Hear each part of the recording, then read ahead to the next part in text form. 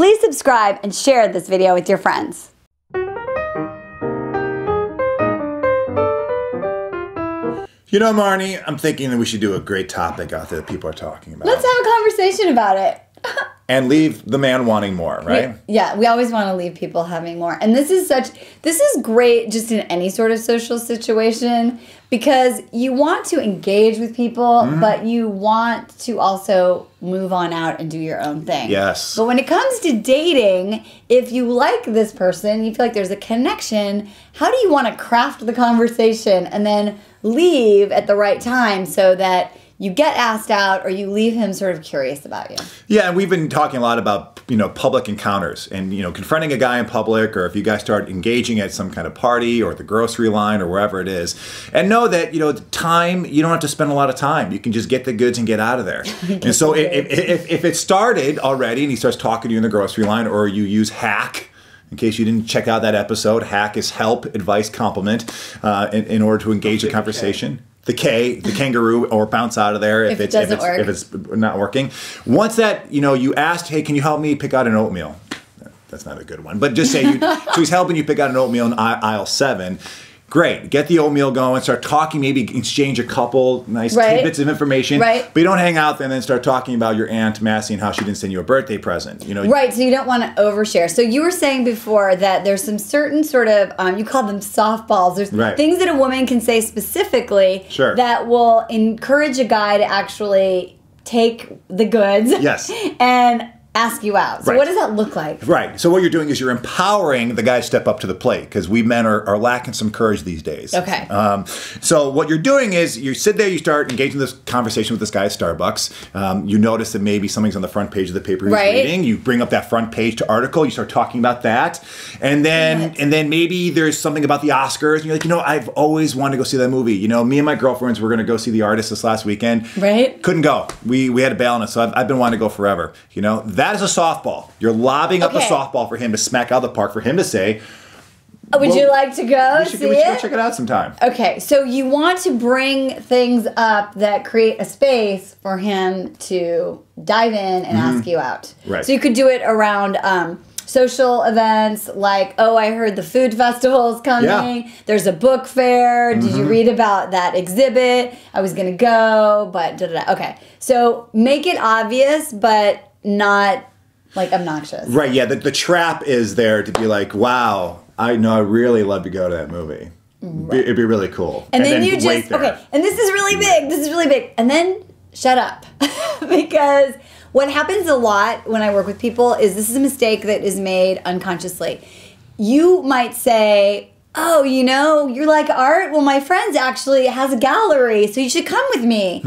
Right? So it's very, like innocent and organic. You don't know that that's taking him out of his masculine. Sure. Okay, so if you said that, then you would be quiet, and then he would say, oh, well, maybe, did you need a date? Can I take you? So don't fill in the option if there's like a pause. Don't solve it for him. Yeah, you're kind of creating attention or opportunity without intention. You're not looking for, well, he better ask me out if I lob up the softball. You're going to lob it out there, and if he doesn't hit it out the park, that's fine. That's fine. That's fine. You got your answer. But you can lob up maybe a couple more softballs. But if you are using advice or help, if you're looking for the guy like my girlfriend's looking for a great restaurant to go to, or I got to take out my brother later, in next week for his birthday. I don't know where to take him. Where do you suggest? Right. Now we start talking about those things, and you're like, oh wow, that place. I've always been looking to go there. People should like rewind this and watch it like 12 times because we've seriously given them like 25 conversation starters. Okay, so here's the other part of having a great conversation. It's listening. Right? Because we get so focused, like, what am I going to say? What am I going to say? Right. And typically when someone is talking to you, you get all up in your head and you start thinking about, what can I say? What can I say to add on? What can I say that's better? What can I say that's interesting? What did you just say? So the invitation is to do what we call intuitive listening, which means that you're actually present. So get out of your head and actually listen to what the person is saying. And if you want to get like an A+ gold star, be intuitive. Check out their body language. Check out the whole energy and vibe. And then you can sort of be laser focused in your reply. And it shows that you're really feminine and you're really present and you're actually really interested. Because when you get all up in your head and you start thinking about it, you get nervous and you get anxious. Yeah, and the intuitive listening, it also helps you read the room. So sometimes if you're just, what you call it, objectively listening? Yes. I'm starting to take the training that Marty trained in, so I'm learning some of this terminology too. But objective listening, where you're just trying to, like, what can I say next? Right. And you're not really listening to them. The problem with that is that it gets very cerebral, and you might be missing cues that this person is really not engaged with you. Maybe their body language is they're trying to leave this way. Right. And you didn't even see the ring on the finger. Yes. You didn't notice that this guy is really more feminine than the last one, so maybe it doesn't even bat for your team. You know, there's just certain things that intuitively, you know what I mean?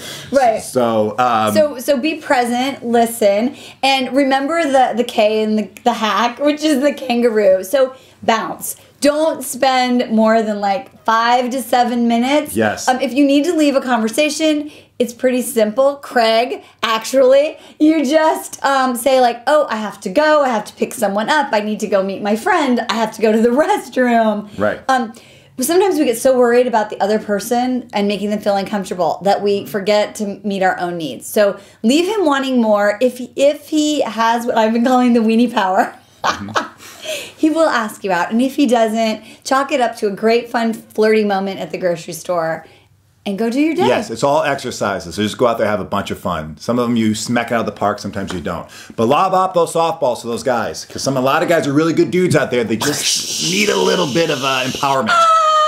All right, we're going to see you in the next one. This is Marnie. This is Christian. Bye-bye. Bye.